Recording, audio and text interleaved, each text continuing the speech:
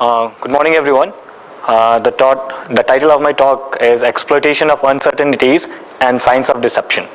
So, from the title itself, we can learn exploitation of uncertainties here refers to. So, basically, throughout the presentation, we'll be going through 3 case studies which reflect this.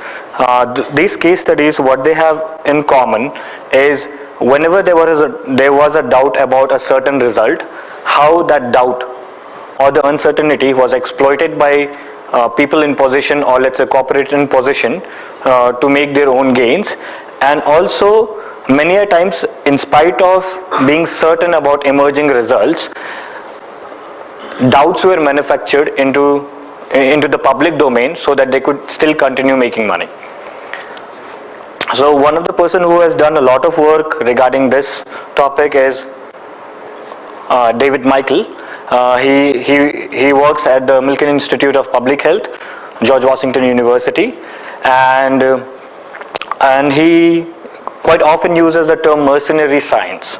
So in his words, mercenary science means when scientists produce studies that are not pay attention, that are not designed to better understand the world, or they help make the world a better place, which is why most scientists are in the business of science, but to defend products and to defend corporations, and often influence regulation to slow the compensation of victims.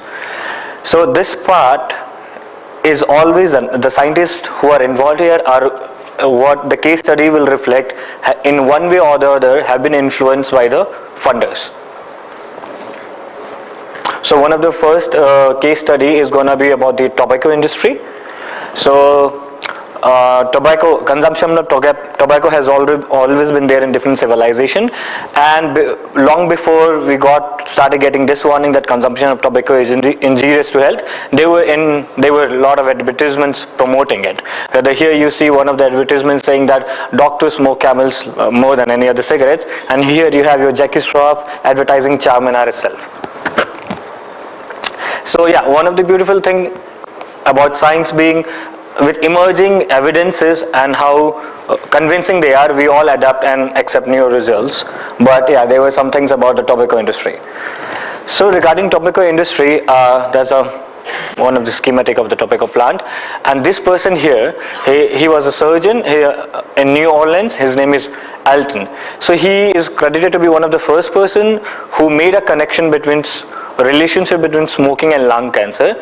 It was in the year 1919. He was called upon by one of his professors, and there was excitement in the whole hospital arena that they were about to see an autopsy of a patient who had expired because of lung cancer. And the professor was like, you do not get to see such cases very often.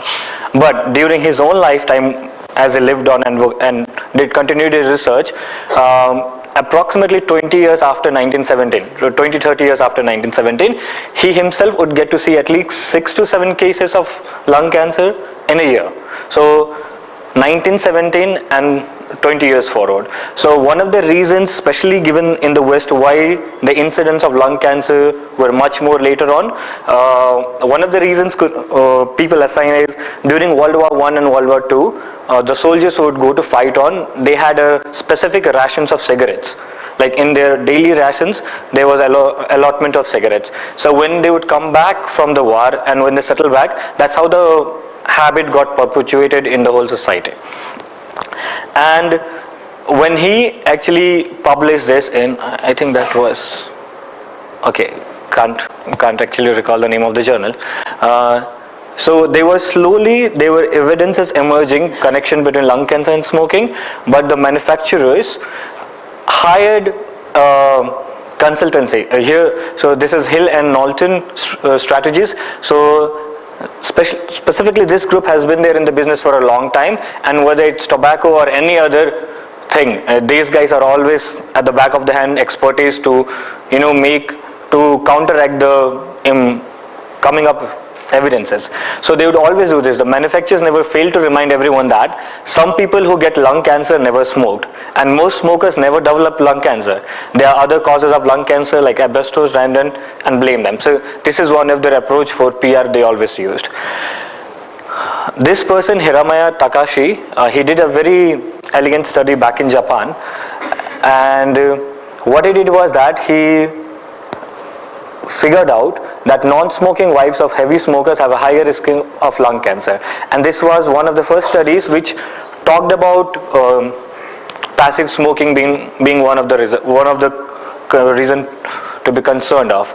So when he came up with this study, till this time the tobacco industries, all big tobacco industries would together club under a single term known as big tobacco. What happens after this, when the secondaries, the ill effects of passive smoking comes up, these corporates are really concerned.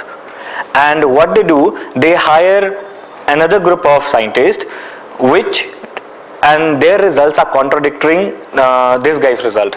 And very beautifully, the other group of scientists, what they did was that they had the same cohort in Japan set up, and there are two things which they did. They came up with numbers which one of the reasons which they cited that the analysis or the calculation performed by this person was wrong, and of course followed by a heavy PR. And this last one review this review was in 1998, when it was by the time it was quite well established the ill effects of tobacco, and even the industry has in one way or the other accepted that it was a matter of concern. What these guys they have done here is that they have compiled all the reviews which was related to this field, and they have analyzed why do different articles or different reviews come to a different conclusion when they are investigating the same thing. And the conclusion they reach on to is the type of conclusion whether consumption of tobacco was good, bad or inconclusive directly dependent upon the author who was writing it and the author who he was getting funded from. And it was true at least in the 70% of the cases. So they go on to tell it is very important for us to look at that there is no conflict of interest of the person writing it or performing the research. So the next case study is again from the West, from United States, where we have this, opioids. So the opioid epidemic in US is a very big deal, and you have a lot of people dying, and the whole thing started initially, it was a very general, well-known fact that opioids could be addictive in nature. But how did it so happen that doctors started prescribing it even for small things, especially in chronic pain management issues? This paper, I think that's in 1986. Sorry if I get, 1978. So this is very infamously called as the 5-word letter, which is addiction rare in patient treated. So this was not a peer-reviewed article. This was just a letter to the editor. And the letter to the editor was sent by these two doctors, and what they had done, they were just curious to know how many patients when hospitalized. This is about inpatient, not outpatient. Patients under hospital supervision when administered opioid, how many of them did actually develop symptoms, or got addicted to it. So by their numbers, they had a record in the hospital of somewhere 11,000 patients, and they came up with only 4 people who showed symptoms of being addicted to it. And those are the details. But why this is so infamous currently is that this was just a letter, but every other publication thereon kept quoting this. And this is what you have now. So this is a bibliometric analysis of the correspondent in reference to the previous slide which I saw.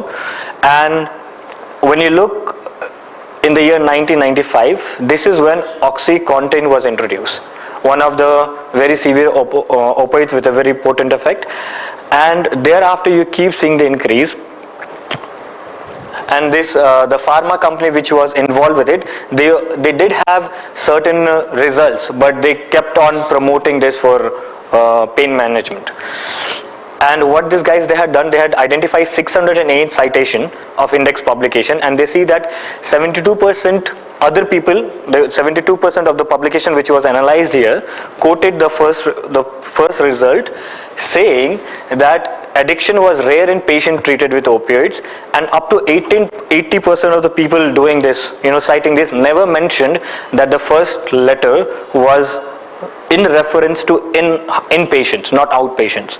And so when doctors started prescribing opioids to people who would sit at home and take, it was not under supervision.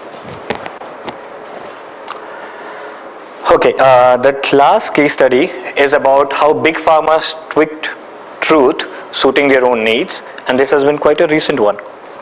Not recent, I mean in the 2000 itself. So you have the company which we all know, Merck. They came up with a drug Vioxx, and they came up with a Vioxx. It is a non-steroidal anti-inflammatory drug, and it came up as an alternative which does not cause gastrointestinal issues, and as compared to aspirin and others.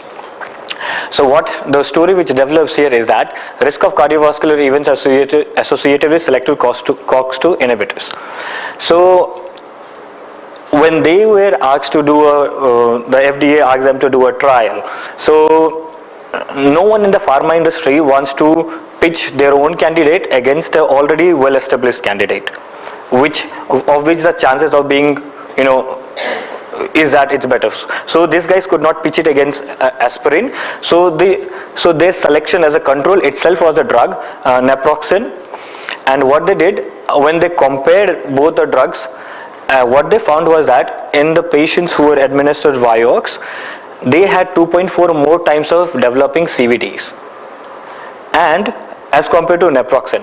But the place where they actually lied to the public in their publication was that in their publication they mentioned that their drug Vioxx is good, but the number of CVDs which is being reported, number of CVDs reported for the control drug naproxen is less because of probable anti-platelet activity of this drug. So what they should be reporting was that their drug causes 2.4 times more chances of having a CVD. Instead of that, they highlighted their own control, and it was published and accepted. This is one of the ways they were trying to get away from the limelight where the candidate was wrong. And not only this, it was further, they got into a lawsuit and everything. They were also shown that Merck used ghostwriters and selective data to keep going against their claim. And also Merck also tried quite a lot to neutralize and discredit doctors and researchers involved to prove them otherwise. Yeah, that's the end of the presentation, and these were just an examples that this have happened before, and we need to be more cautious about things. Thank you.